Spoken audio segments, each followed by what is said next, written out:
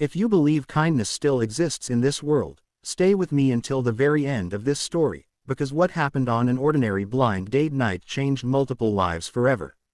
And if stories like this touch your heart, don't forget to like the video and subscribe to the channel, because every single story here is meant to remind us that humanity is still alive, even in the darkest moments.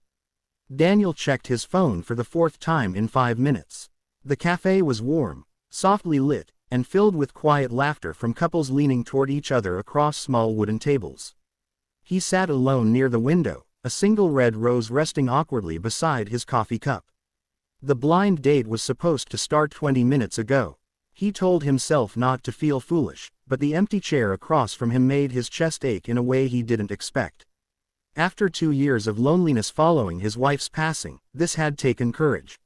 His sister had insisted. "Just one coffee," she'd said. "You deserve to live again." Daniel exhaled slowly and reached for his cup, deciding this would be his last minute before he stood up and left. That was when something small slammed into his leg. "Sir, please, help us," a little voice cried. Daniel looked down in shock to see 2 identical little girls clinging to his coat.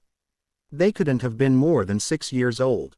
Their hair was tangled, their cheeks streaked with dirt and tears, their tiny chests heaving as if they'd been running for their lives. Before he could even speak, one of them looked up at him with wide, terrified eyes and said the words that froze his blood. "They beat our mom. She's dying." For a moment, the cafe noise disappeared.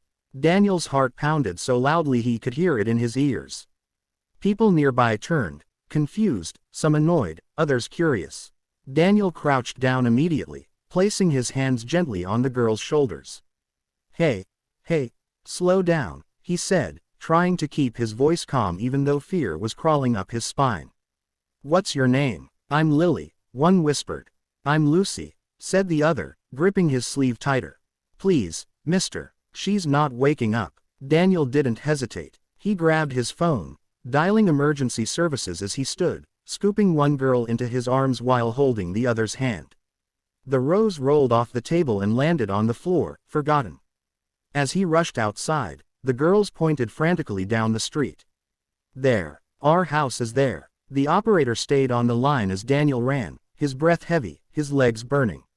When they reached a small, worn apartment building, the girls led him up the stairs. The door was unlocked. Inside, the air felt wrong, too quiet, too heavy. Daniel found her lying on the floor of the living room. A woman in her early 30s, her face bruised, her lips split, her breathing shallow and uneven. "Oh God," Daniel whispered, kneeling beside her. The paramedics arrived minutes later that felt like hours. Neighbors gathered in the hallway. The girls clung to Daniel as if he were the only solid thing left in their world. When the paramedics lifted their mother onto the stretcher, Lily started sobbing uncontrollably. "She told us to run," Lily cried. "She said find a good person." Those words cut Daniel deeper than anything had in years. At the hospital, Daniel stayed. He didn't know why, he just knew he couldn't leave. The girls sat beside him, swinging their legs from the plastic chairs, their small hands tucked into his. A nurse brought them juice. Hours passed. Finally, a doctor approached with tired eyes and a serious expression. "She's alive," the doctor said. "But she's in critical condition. Severe internal injuries. We did what we could." Lucy pressed her face into Daniel's coat. "Is it our fault?" she whispered. Daniel swallowed hard. "No," he said firmly, kneeling in front of them. "None of this is your fault. You were brave. You saved her." Later that night, Daniel learned the truth. Their mother's name was Maria. She'd been trapped in an abusive relationship for years, trying to protect her daughters while planning an escape. That night, she'd finally told the man she was leaving. He'd snapped. The girls had hidden, just like she taught them, then ran when she told them to. Days turned into weeks. Maria survived, but recovery was slow.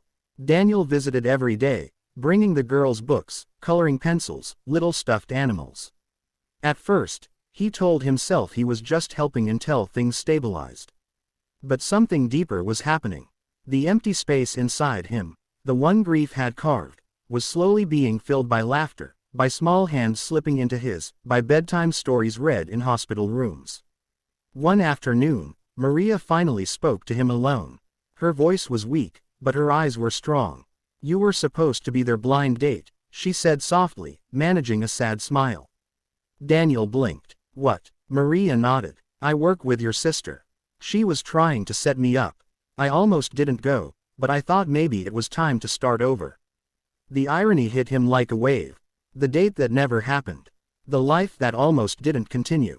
I'm sorry I never showed up, Maria said, tears slipping down her cheeks. Daniel shook his head, his own eyes burning. You showed up in the only way that mattered. The man who hurt her was arrested. Social services helped, but Maria had no family left. The girls had nowhere stable to go while she recovered. Daniel made a decision that terrified him, and felt completely right. They can stay with me, he said one night, surprising even himself. As long as you need. Maria stared at him. That's too much to ask.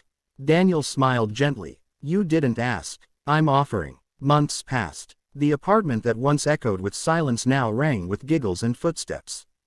Daniel learned how to braid hair badly, how to pack school lunches, how to heal parts of himself he thought were gone forever.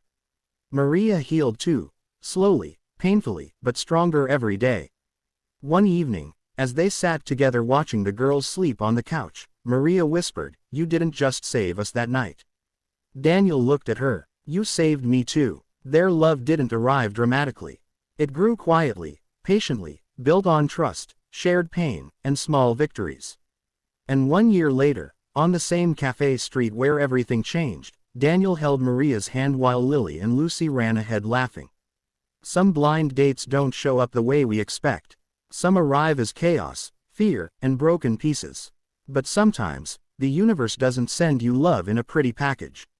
Sometimes, it sends you two little girls, a second chance, and a reminder that the best things in life come when you choose to stay instead of walking away. If this story touched your heart, please like this video and subscribe to the channel. Your support helps us share more stories that remind the world that kindness, courage, and love still exist, often when we least expect them.